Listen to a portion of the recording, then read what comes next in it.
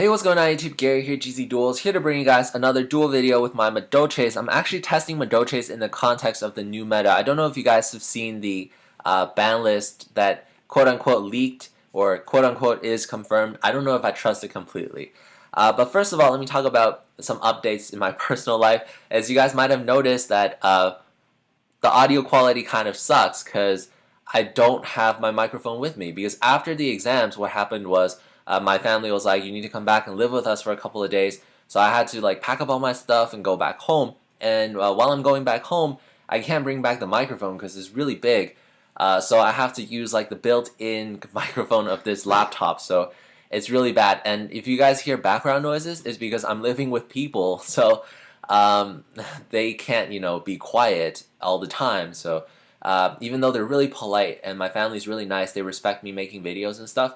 You'll sometimes hear like a door slam or like some people talking in the background, so I hope you'll forgive me for that too. Also, since I moved back home, I don't have access to Skype for some reason. What happened was I didn't bring back, like, I have two computers on which I operate. I have one computer where I manage all of my social media stuff and another one where I manage all of my video editing stuff. So I didn't bring back the second computer, so if you guys wanted to find me on Skype, you'll probably can't find me for the next 3 days. If you want to contact me in any way, if you have something you wanted to do with me, like a duel, or if you want to play with me on League of Legends, what you can do is you can go to my Facebook page and then message me there on Facebook, or feel free to drop a comment in any of the videos. In any video, I would be able to get a notification in my Gmail, and I will be able to reply to you, and I will go on like Facebook. Often I will be on Dueling Network sometimes, so if you see me online, you can feel free to request a duel with me as well. I don't have access to DevPro because unfortunately DevPro is on the other PC. I have a MacBook with me, so DevPro isn't compatible with Mac. Yeah, so it might be a little bit hard to find me, but if you wanted to find me, you could, because you can message me on Facebook, you can message me on YouTube, everything, it's there for you guys. So I'm sorry for the inconvenience and the bad audio quality, but it's really temporary. It's going to be like 3 days. I will still put out consistent content for you guys. So with that said, let me talk about the new format, and let me talk about the Madolche deck that I'm playing right now. As you can see, I have a very interesting card in my hand, that card being DD Crow. Why do I think DD Crow is good in this format? Well, dragons are going to get less sacky without the baby dragons. Prophecy is going to get less sacky without the Judgment Day. All the top decks are going to get nerfed a little bit, so everything is going to be slowed. So I didn't feel like playing Max C was that important in the main deck. Maining Max C sometimes is just a 1-for-1. Max C, sometimes when you draw it in the early game and your opponent is also setting up, it doesn't help your setup as well.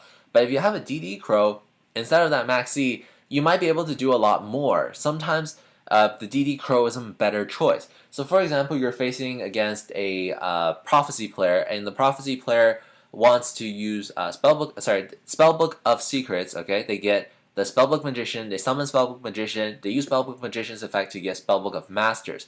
Now they use Master's effect, they reveal a Spellbook, and they try to copy the Spellbook of Secrets effect in the graveyard. You activate DD Crow, they miss their target, they can't search any further. All they have on the field is a Spellbook Magician. That's it. So it is really, really helpful sometimes. If you had Max C at that point, it wouldn't have done anything for you. DD Crow is also really good in terms of fighting against Fire Fist. If 3-axis Fire Fist, they go first turn, summon out Panther, tribute Panther, set Tensu, normal summon Spirit, use Spirit's effect, target Leopard in the graveyard. You activate DD Crow, you can banish that Leopard. Now the Spirit will miss its target. Spirit cannot special summon anything from the graveyard. They cannot synchro into Horse Prince. They cannot special summon Rooster. They cannot get all of their pluses. And while I understand that if you had Maxi at that point, you could, potentially +3. But at that point, your opponent also +3 as well. Your opponent searches for Tenki, searches for Bear, searches for Spirit, sets up for next turn, all of that stuff. But with that one DD Crow, what you in fact did was you broke up the setup plays. So all of the stuff that they would have searched is still in their deck. Now being in their deck, it makes their deck less consistent. Also, in another vein, you kind of removed the Leopard. By removing the Leopard, even if they draw into another Spirit, they may not necessarily have the ability to use that Spirit. They don't have a target of it in the graveyard. So that DD Crow solves a lot of problems. And DD Crow in the main deck is just good in general. As you can see in game 1, when my opponent used Monster Reborn, that could have ended terribly for me. But I had the DD Crow, so what I did was I used DD Crow and I chained to it. I banished the target that the Monster Reborn was targeting, and so Monster Reborn didn't work. Being that way, I actually dodged a very good, I dodged a very bad situation, and I put DD Crow in the graveyard, and I had access to my Who Cakes effect because DD Crow is a monster target in the graveyard. So DD Crow sometimes is really clutch. Sometimes when you're facing Fire Kings, your opponent goes Onslaught of the Fire Kings, enter into end phase, Garunix gets destroyed. You can then chain DD Crow, banish the Garunix, and then the next standby phase, Garunix will not come back, and your monsters on the field are saved. So that could have potentially helped. If you had Max C back then, you would have just gotten one card back for that Max C, so it wouldn't have worked out very well for you. So I think DD Crow overall will be a really good main deck card. I just think of a lot of things. As I'm talking, I'm thinking about like Dark Worlds. When Dark Worlds, they discard things like Grapha, and they're trying to special summon out the Grapha, you can just be like DD Crow the Grapha, and I mean, you shut down Dark Worlds because you got rid of their Grapha. So it's really, really helpful. I think DD Crow will be nice. And Effect Veiler stays in. I think Effect Veiler will still be good. All the things that I talked about, like, the Spellbook Magician play, you can Veiler him, you can Veiler the Spirit, you can Veiler a lot of stuff. So Effect Veiler is good. But Max C will stay in the side deck simply because there are decks that, special summon a lot. Like Mermail still special summon a lot. Firefist still special summon a lot, and if windups, if it's true that windup magician is coming back to 3, windups might actually make some noise, and maybe I might face a mirror match with Madolche. In that case, Maxi would be good against that as well. And so I'm going to side the 2 Maxi.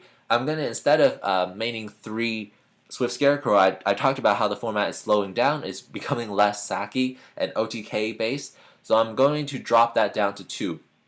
The reason why I'm keeping it still is sometimes, I do run a lot of back row hate, but sometimes when I don't draw into my back row hate, my monsters will get destroyed by, Torrential and Mirror Force and all that stuff. Although it will go back into the deck, it will be recycled and all that stuff, they might take that opportunity to try to OTK me, so I need a safety valve. So the 2 Swift Scarecrows are just really helpful. Next turn, I can use Hoop Cake's effect because Swift Scarecrow is a monster target in the graveyard. So you guys already know, but I'm running it at 2 because I think 3 is not that necessary. Okay, so if Pot of Duality comes back to 3, I'm going to probably try Pot of Duality at 3. Take out Madeline, take out the Ultimate Offering because that's very Saki combo. And I will have a lot more room in the main deck. So I actually want suggestions from you guys. What do you think I should play in the main deck? I have about 2 spaces in the main deck. I'm considering playing Pot of Duality. That's one of the things I could play. I'm considering playing another Warrior level 2, not Warrior, just level 2 Earth Tuner. So maybe X Saber Pashul or something like that. I don't know if you guys know that card. Or I might play a Reinforcement of the Army. That could also shrink the deck a bit. So give me suggestions, guys. Or maybe I should play a 3rd Night Beam because the format will just degenerate into a summon Shura set 5 type of thing. So that could happen as well. We'll have to see. But if you guys have any cool suggestions, game-breaking suggestions, please put it in the comment section down below. I will give credit to you guys. If I top YCS Toronto, I'll be like, this was suggested by my viewers, and they're really cool. They're a really, really cool bunch. I'll name you out to whoever you suggested it. Definitely, I would give credit to where credit is due. Also, in the extra deck, there are some changes as well. I don't feel like playing Excalibur is that needed, simply because you don't have that many bigger monsters to worry about. Excalibur is a good card. It turns into 4,000 attack, but it's a high risk, high reward type of thing. So I'm going to take that out as well. I'm going to take out the Shockmaster, actually. Shocking, I know. I'm going to take out the Shockmaster because without Madeline at 3 plus the Ultimate Offering combo, it's very rare that you get out Shockmaster, and when you have the opportunity to get out Shockmaster, you sometimes just choose Queen Tiramisu anyways because you want to go for an OTK rather than a control. So I took out Shockmaster. So what I did add back in was a 2nd Invoker. So now I have 2 Invokers and 2 Tiramisus. Invoker really helps the deck. It makes the deck more stabilized over time. It increases the deck's longevity in the duel. And I think longevity will be a key factor since the format is going to slow down. Second of all, I added in a Cataster. I'm trying Cataster. Sometimes when I do have like a effect veiler in my hand and on the field I have something like a Messengelado that they didn't kill, I can just go synchro into Cataster and maybe play some offense slash defense because Cataster has a really awesome effect. Sometimes I have a TG Striker and a TG Werewolf and I just want to go for Cataster and beat out whatever monster they have, like beat out cool things. So yeah, Cataster would be a good idea. I also could go for Trishula. As you can see here, right now, I am banishing my my Werewolf and I'm special summoning out my my Messengelado, right? Messengelado. And what I actually can do right here, if you guys see the levels, I have a level 2 tuner plus a level 3 monster and a level 4 monster that's level 9. I could actually go for Trishula. Yes, Trishula. If the ban list is correct and Trishula comes back to 1, I might consider playing Trishula. It is possible that you can bring it out, but you know sometimes you probably don't want to bring out Trishula. I mean, in this case where you have like a field card, right? You would most likely want to go for Barkion by synchro summoning the Spirit. By synchro summoning the Messengelado and the TG Striker, and you leave the Hook Kick on the field. Now, if your opponent plays something like Dark Hole, you'll get your Hook Kick back because you have the Chateau, and then you can still make plays.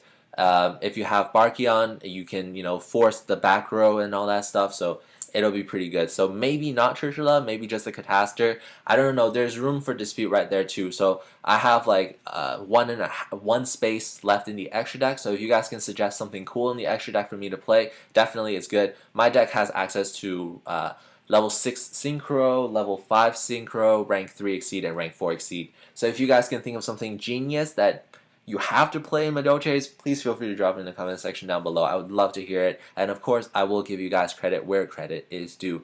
So right here, I'm going to force the activation. I'm going to go into Barkion. And once I have Barkion, it's pretty much game over because I have, like I have Hook Cake. I have like 3 Hook Cakes.